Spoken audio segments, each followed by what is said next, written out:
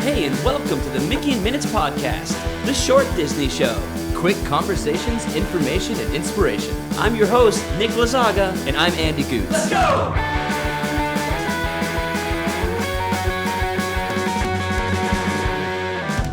Hey, what's going on, Andrew? Nicholas, summertime, and we're back. Dude, we're back with part 2 of our summer series. Last week, we talked about movies, specifically a Goofy movie. This week, what are we talking about, Andrew? Once again, talking about our favorite covers, our bread and butter, going back to music, man. We're bringing this back. If you guys remember our very first episode together, that was season 6, episode 1. We did our favorite Disney cover songs, and we talked about a lot of really great songs. And we decided to do it again. This is part 2 of that episode. There's just too many covers that we need to cover. I like that. So for this episode, we decided to bring a good friend onto the show. He's one of the hosts of the Sippin Mimos podcast. Everybody welcome Jake D. Jake D, hey man, welcome aboard. Hi ho! What's going on, y'all? Thank you so much for having me. Dude, happy to have you, man. I had the best time a couple months ago, or like maybe 6 months ago now, Jake. I was on your show, Sippin Mimos, and we talked about 90s Disney songs. Remember that? Man, that was a long time coming. Elliot, my partner over there at the Sippin Mimos headquarters, I think y'all sat together at the same table at the Blink-182 table at your wedding. At my wedding. Yeah. And then not long after that, Elliot was like, "We gotta get your friend Nick on the podcast to talk about 90s Disney songs." And we had talked about it for quite some time, and it just when it finally happened, it felt right. It was such a blast, and dude, it was so really fun. We talked like Tarzan and Hunchback, right? Yeah, you came in with some like, what was the Peter Pan one that's escaping me? Second Star to the Right. There it is. Yep. Blew my mind. So admittedly, that's the one like that 50s Disney. Even though Jake D does stand for Jake Disney, you know what's up. Not as well versed as I should be in the fits. So going back and listening to that song with what we call it the Mimo's ear, really was an experience, and I learned a lot and learned to appreciate a lot. So Jake, Nick, how do y'all know each other? So we were in a band together. That sounds familiar, doesn't it? Yes, it does. So Nick, do you only podcast with people that you play music with? I have a rule. I only podcast with ex-band members. Nick has a type, ladies and gentlemen. Nick clearly has a type of friend. Guys, everybody who's listening to this, please go back and listen to that episode of Sippin Mimos that I was on, plus every other episode that they do, because they're awesome. Jake, we brought you on because you're a certified music expert, my man. Oh, thank you. That means a lot to me. You have one of the largest. You have one of the largest vinyl collections I've ever seen. What's your number, Jake? Jake, what's your number, man? Oh man, too many. Too many. Yeah. Thank you all for having me. Really, just always really valued, Lazaga's friendship and his enthusiasm, and Andrew, just getting to chat with you a little bit time I have. I know this is going to be a great conversation. So oh yeah, this will probably be the first of like 15 times that I will thank you for having me on, but it really is. I'm having a blast already. So it probably won't be the last time that you're on this podcast either. Yeah, dude, probably not. This is awesome. Yes. You guys are both some of my, greatest friends, and just having these worlds collide right now is just awesome for me. So I'm really into this. So our topic for today is Disney covers. When I was on your show, we were talking about Disney songs, and I mentioned on that show, for every good Disney song, there's a great Disney cover. I wanted to bring that back and Jake, bring you on the show because I know that you have just such a vast knowledge of music, and I'm excited what you're bringing to the table, man. So why don't you kick us off, Jake? What's your number one Disney cover? So, I've always been a fan of the 80s. I love new wave music, and arguably one of the greatest new wave bands of all time are the Go-Go's. You might know their songs from like Vacation, Our Lips Are Sealed. Those are just some of their hits. But I learned while doing my research that they covered one of my favorite Disney songs. It's kind of a deep cut. It's Let's Get Together, originally from The Parent Trap from 1961. Yeah, originally written by the Sherman Brothers. The goats. They're the Yeah. goats, right? The goats. Boys. That's what Disney called them, the Boys. And R.I.P. And R.I.P., Richard Sherman. man. Yeah. He Yeah. died on May 25th. He was Legend. 95 years old. Absolute legend. I was privileged enough to hear him speak at D23 Expo back in 2015. And he wrote some of the greatest Disney songs ever written. Was he Jason Schwartzman or Yeah, I'm pretty sure he was Schwartzman in Yep. the Saving Mr. Banks.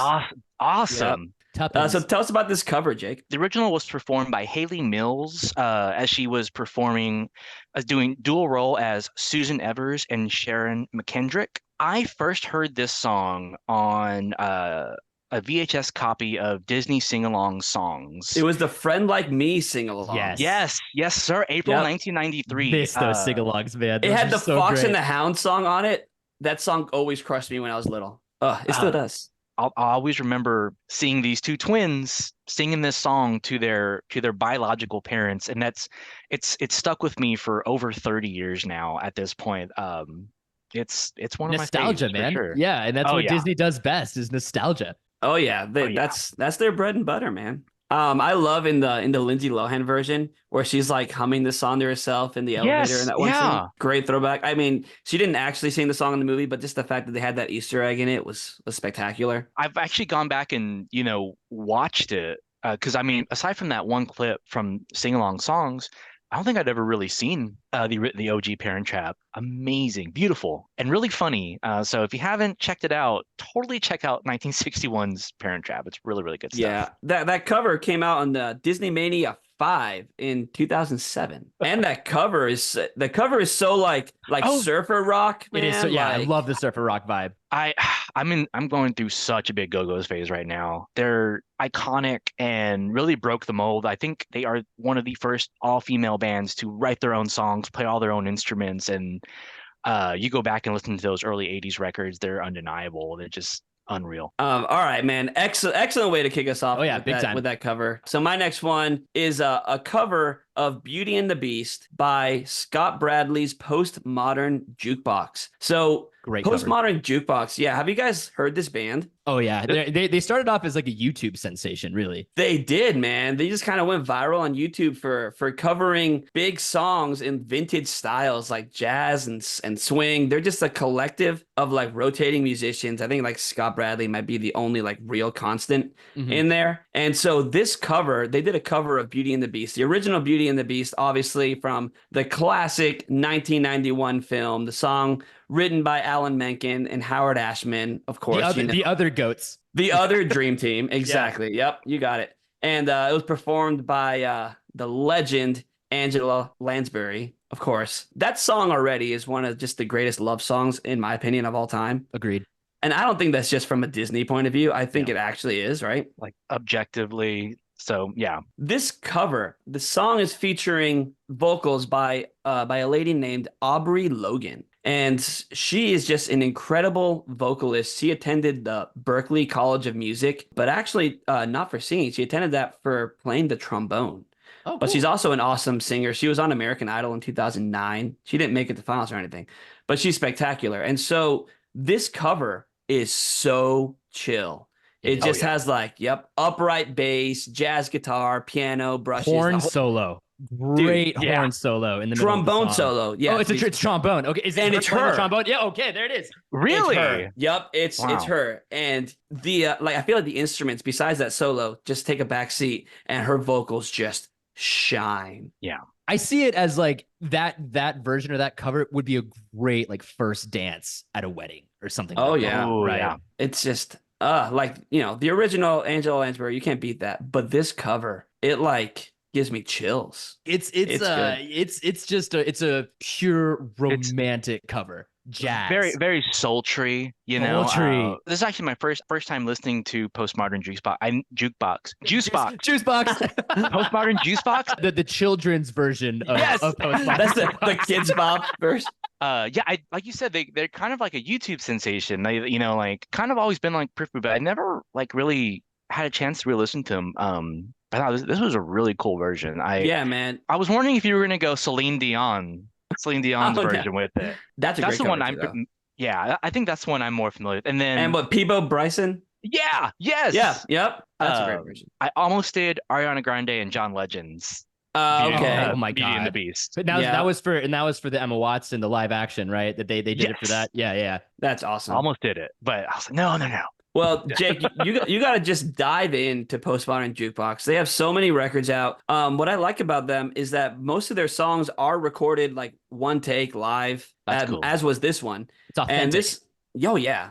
And this one was on a record that came out in 2017 called New Gramophone. Who this? I like So that. funny, dude. Yeah. All The their ki- titles are like puns. See, I'm a big fan of like groups that take songs and like do them in a certain style. So like postmodern, but also like Me First and the Gimme Oh Gimmes. yeah, They exactly. were Yep. almost on Like my list. Did you do It was Gimme Gimme's on our last pod or no?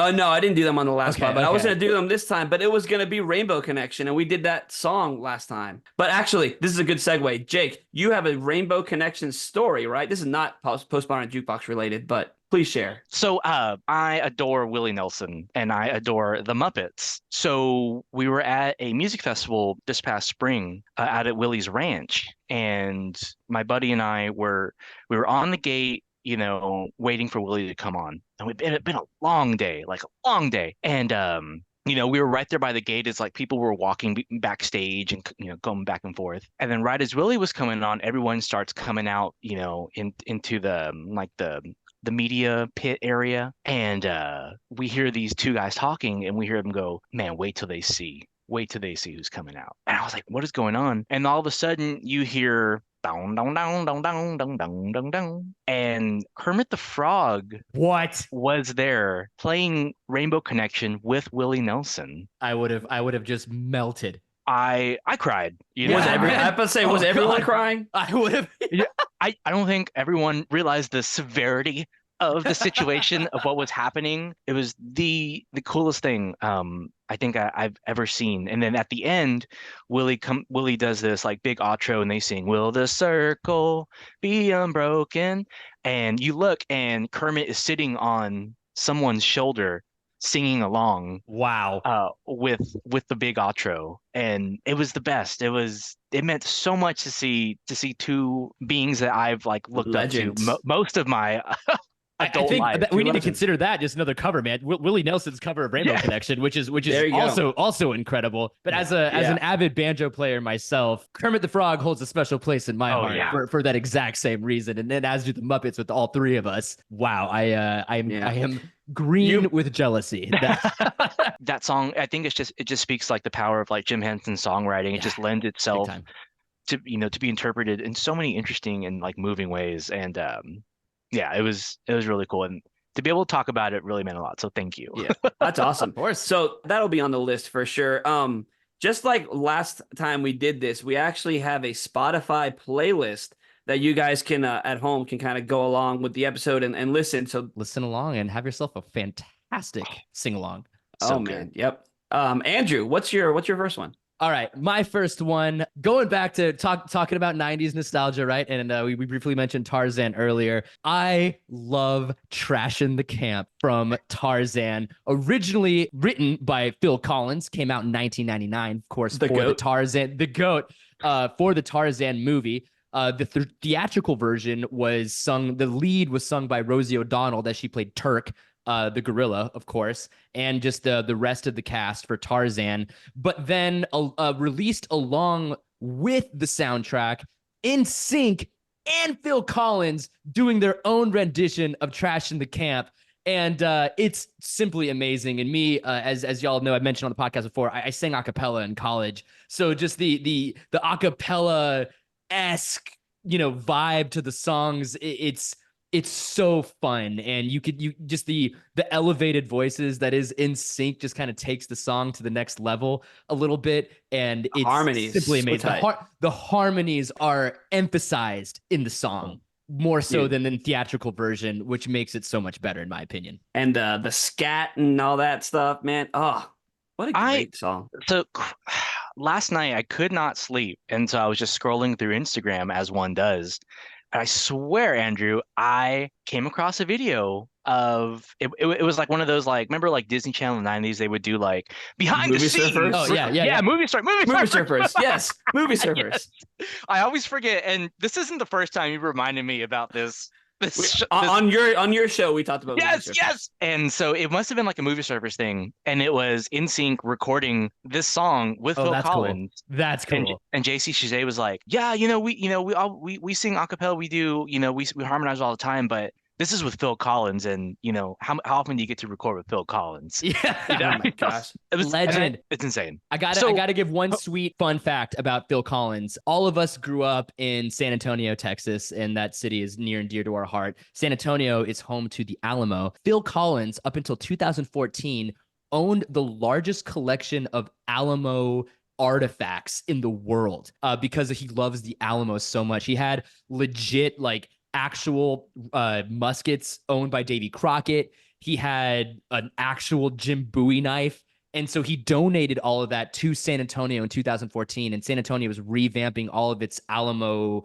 scenery and the grounds for it. And it's going to be on display when the Alamo is fully refurbished. It's going to be really great. Thank you, Phil Collins. That's so funny. Phil Collins, interesting. But I always wonder, like, did he catch like some of the old Disney Alamo He did. movies? Like, And the article that I read, he was all up on Davy Crockett, like all up on Disney Davy Crockett, and that's kind of and that's what really kicked it off for him. That's awesome, man. Yeah, he made his own coonskin cap, the works. that makes me happy. I'd always wondered that. I was like, okay, like I wonder, like where that fascination. I mean, obviously to have the largest collection of Alamo stuff, but all stemmed from his love of Davy Crockett and Disney. Question: Tarzan, Yes. greatest '90s Disney soundtrack? I think it's fair to say that movie would be absolutely nothing without Phil Collins. I think that might be a hot take. I don't know, but that movie is Phil Collins, and that soundtrack is one of the best Disney soundtracks of all time. Every song is a banger. Every song single one slaps. I know we were just talking about,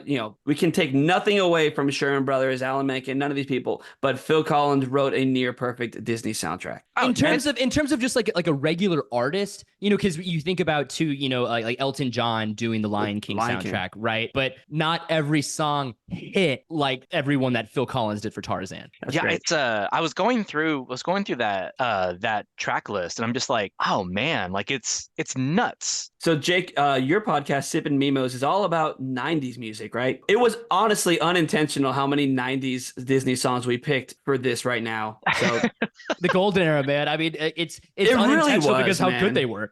it really was. And speaking of that 90s, Jake, what's your next one? I was gonna say I've got one coming up. 1998, a movie came out called Mulan. You may have heard of it. You may have heard of Mulan. And the song I picked is called Reflection. The song from the movie. The song. It's the part in the movie where, if you haven't seen Mulan in a long time, change that. But it's part where Mulan's kind of like it's right after she fails with like the matchmaker, and she's like, I'm different. I don't really fit into what society wants me to do. I'm my own. I'm an individual. The flower that blooms in adversity is the most beautiful of all. You're too good, Lazaga. Yeah, there it is, man. He just pulls There it that out is. like it's nothing. The version in the movie was sung by Leah Salonga, but the cover version was sung by former Mouseketeer, icon, diva, legend, Christina Aguilera. Oh yeah, So genie good. in a bottle, man. What are y'all's thoughts on Reflection? I have a lot to say about this.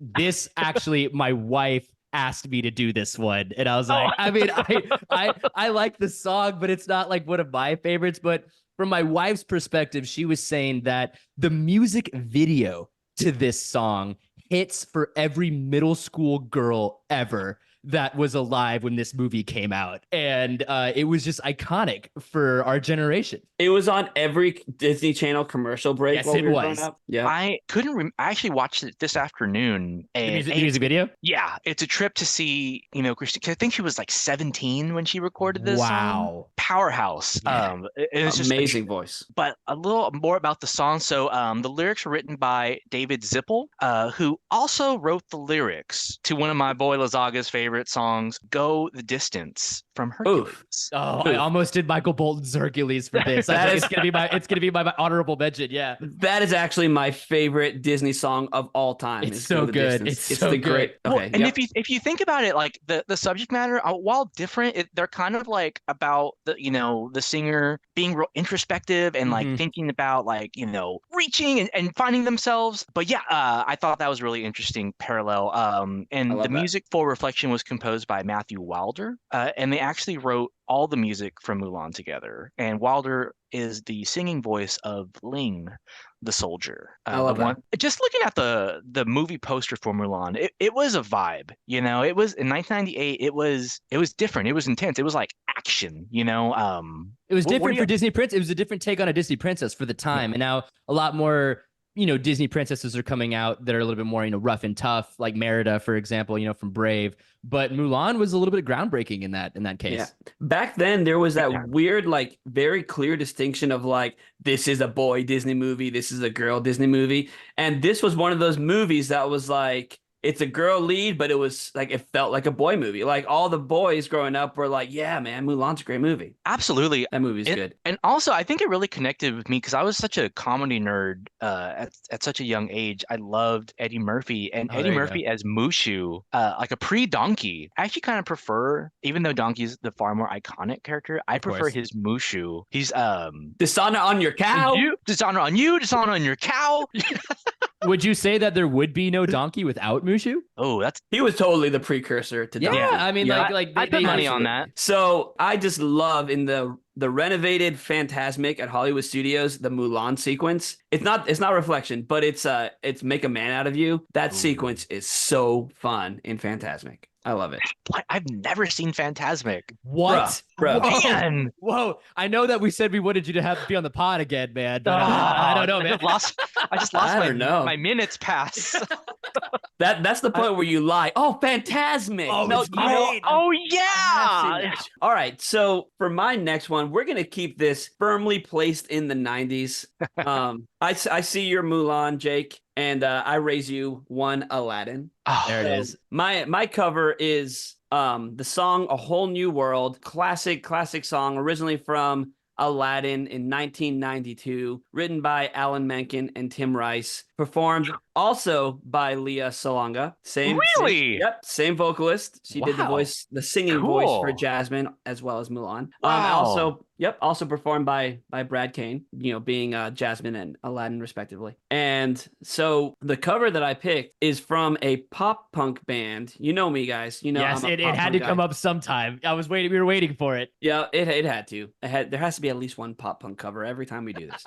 So this band is called Stellar Cart. I don't know if you guys have heard of this band. Not until this pod, but they've got a lot of other good Yeah. covers. So Stellar Cart, they're a Christian pop punk band. They were around for a while. They broke up in 2014. The singer left that band and he joined another band who lost their singer called Audio Adrenaline. I don't know if you ever heard of this band. Oh yeah, I know Audio Adrenaline. Yeah. Yeah. So this dude sang for Oh. Audio Adrenaline from 2015 to 2017. But while he was in Stellar Cart released a Disney covers EP in 2011 called The Whole New World. And obviously this song was on it. It's your classic pop punk song, just the fast drums, crunchy guitars. What I love about this cover is that they have both female and male vocalists. Yeah, that was cool. Yeah, they have a female bass player who also does vocals in the band. And Oh. so they really nailed the Aladdin Jasmine duet dynamic. And this cover is just, you want a pop punk, you want a fast pop punk Disney cover, Stellar Cart. Check out Driving that down the whole- highway, something to get pumped up to. Yeah. It's perfect. Oh yeah, Uh, man. The guitars were tasty. It just like had that Mesa Boogie sound, that crunchy, Oh like yeah. tight sound. It was really great. Side note, best Christian pop punk band. We're going Reliant K, right? I was gonna say it has to be Reliant Reliant K. K. Reliant Yeah, K. of all Okay, time. Of all time. Yeah. Yes, Yep, correct. absolutely. MXPX, they started Christian. They did. Tooth and Nail Records. Tooth and Nail Records, Tooth and Nail yeah. Records. Yeah, they started off as Christian. I mean, they were still, of course, Christian as they went through, but that Yeah, there's like that point where like you're like a Christian like lifestyle band where you have the you yeah, that's call a good. like That's a good phrase. Christian like lifestyle. a youth group band, or you have like you Okay. play accessible music to kids, but there's no like weird content in the lyrics. And Nothing political or Yeah, swearing, exactly. Yeah. Right. And as opposed to like the worship bands who like legitimately sing about all this stuff. And Stellar Cart kind of rode the line between both of those. They definitely had songs in both areas. Yeah. Andrew, not long ago we talked about all the changes happening in Frontierland at the Yes. Magic Kingdom. They're redoing the Country Bear Jamboree Yes, they are. to have Disney covers. We have thoughts on this. You can hear that back a couple episodes ago on the Future of Frontierland episodes. Mm-hmm. And one of the songs that the Bears are going to sing is A Whole New World. I mean, And of course. I can't figure out how that's going to work in that like Country Bear like language. Like how is that going to play out? I don't know. You're asking the wrong person. As someone who just is obsessed with folk music and like the acoustic guitar and the banjo, I'm like, of course it'll work. Right? Is it gonna be? Is it gonna be folk? Like I know they're doing all different types of country genres for each song that they're doing. Okay. And I'm not sure exactly how they're gonna pull it off, but like we've talked about on that show, Disney loves throwing sing along attractions and stuff in their parks. We've talked about this, and actually, A Whole New World for a minute was the closing song of the Epcot fireworks show, Epcot Forever. That's right. And that whole show was just like classic Epcot songs, and all of a sudden, A Whole New World. And that's all these Disney fans, purists as you call us, we were just like, what are they doing? And why all this Epcot and then A Whole New World? But I digress. Whole New World, fantastic song, very Disney. This cover, go check it out. Andrew, what's your next cover? All right, next cover to round out just kind of our standards before we go into the honorable mentions. A little bit more recent Disney, and this is now we're going from pop your roots to my roots, my folk or just acoustic roots, right? All is Found, the North Uldra Lullaby from Frozen 2. It was written by Kristen and Robert Lopez, the dynamic duo that they are. Was originally sung by Evan Rachel Wood, who was the voice of the Queen, Anna and Elsa's mom. Evan Rachel Wood, those of y'all who don't know, you can find her in TV shows like Westworld, but she was the female lead in Across the Universe, and she just has an absolutely gorgeous voice. But along with the soundtrack that came out in 2019 with the movie Frozen 2, Kacy Musgraves did a cover of this, and it's acoustic and it's just so soft and it's beautiful. It's a beautiful gorgeous. Cover. Yeah. Amazing. It's a song that you would actually want to sing to your kids before they go to sleep. It's very like, lullaby. It's very soft and Dreamy, it just makes dreamy. Great word, Dreamy. Jake. Yep, you got it. And I think that's such a staple of Casey's music, especially Golden Hour on. She kind of like dabbled in that with like pageant material, her second album always kind of has that kind of like that dreamy quality, but it's perfected here. This recording reminds me of like a James Taylor song. There you go. Yeah, great comparison. I agree. So Andrew, I know you're a bluegrass guy, folk guy. Do you know who is also playing on this track? I'm excited to find out because I don't. Are you familiar with a little band called Nickel Creek? Is Chris Teal on this? He is playing mandolin and singing backing vocals on this song. Wow. That blew my mind. As soon as you said that, like, of course, that is absolutely him in the background. Chris Teal could quite be one of the greatest, if not currently the greatest mandolin player of all time. And of course, he got famous with his mainstream band Nickel Creek, but he's also just really famous on his own. He's very classically trained. Wow. I'm freaking out that he's on that track. And I'm a little upset that I didn't know that originally. So thank you. No, of course. My wife grew up loving Nickel Creek. So good. And we actually went to see them this past October. That's cool. And man, when I tell you he was jumping up and down, playing like the mandolin like it was a flying V. Yeah. Like it was like nothing I'd ever seen or heard. He's insane. My love for that song has just skyrocketed knowing that Chris Teal is on it. Well, if y'all remember, so Frozen 2 ends and you're like greeted by like the sound of Brandon Urie from Panic at the Disco singing Into the Unknown. None of us have that on our list, but it's amazing. It's great. I was like, oh, hold on. This is Panic at the Disco. That's kind of cool, And then we're like, okay, he finishes. And then all of a sudden, Kacy starts singing. And it was just like, okay, let's wait a little bit longer so we can hear this. Instant Shazam in the theater. But yeah, this was totally one of mine too. Love this song. Quick Frozen connection between the three of us, sort of a connection. We all separately went to go see Frozen, the Broadway musical recently. Oh yeah, did we all see it at separate nights? Separate nights. And I mean, Jake, you saw it in Austin, right? Yeah, we saw it. We saw it up in Austin. Yeah, we both saw it here at the beautiful Majestic Theater. Oh, that's my And favorite. It was my daughter who's 3 years old. It was her very first Broadway performance. How did she like that? She was captivated the entire time. The show is just spectacular, incredible. You know, it's based on Frozen 1, not Frozen 2, but nonetheless, just There's amazing. there's a lot of Easter eggs to Frozen 2 in the There musical, are though. quite a few. Yeah. The way they did it, I was kind of like, how'd they do that? What's going on here? Well, when Elsa like has her like transformation and her like, I won't spoil it for anyone that hasn't seen it, but they do it in such a way that it literally made Spectacular. Costume like, change. it was like literally this entire auditorium literally went, ooh, Yeah. and I was one of them. It was amazing. Oh. And just the new songs that were written for the stage Were production. great. They were really Spectacular. good. Yeah. Incredible. Really, really good. So this is honestly, this has been such a fun conversation. Do not want it to end. So each of us have picked an honorable mention to go through right now. Jake, what's your honorable mention? So for my last song, you know, like I've talked about it like a couple times throughout the show, but Lazaga is like one of my favorite people of all time. And Andrew, you're quickly getting up there. Thanks, This has been amazing getting to chat, but I adore this guy. I think one of the early things we bonded over, aside from our love of pop punk and Blink-182, was a love for a little band called Fall Out Boy. And in 2008, Disney put out a compilation album of covers from The Nightmare Before Christmas to celebrate the 15-year anniversary of Nightmare Before Christmas. That's also when they released it in 3D in theaters. Oh, cool. Oh, that's cool. Remember that? Did you see that? I did see that. It was What was awesome. that like? It was just as weird as you want it to be. This comp was called Nightmare Revisited, and it was put out September 2008 to commemorate the film's 15th anniversary, which is insane because it just celebrated its 30th anniversary. Wow, we are this so year. old. 1993. Can you believe that? Wow.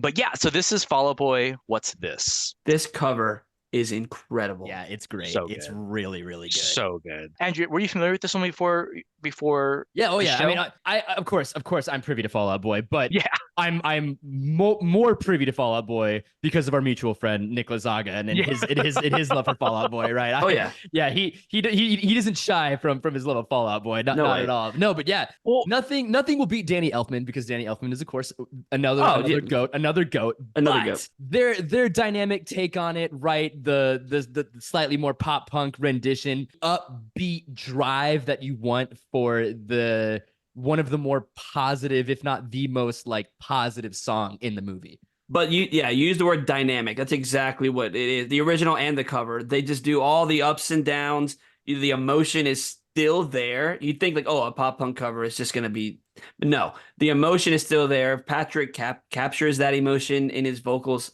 perfectly.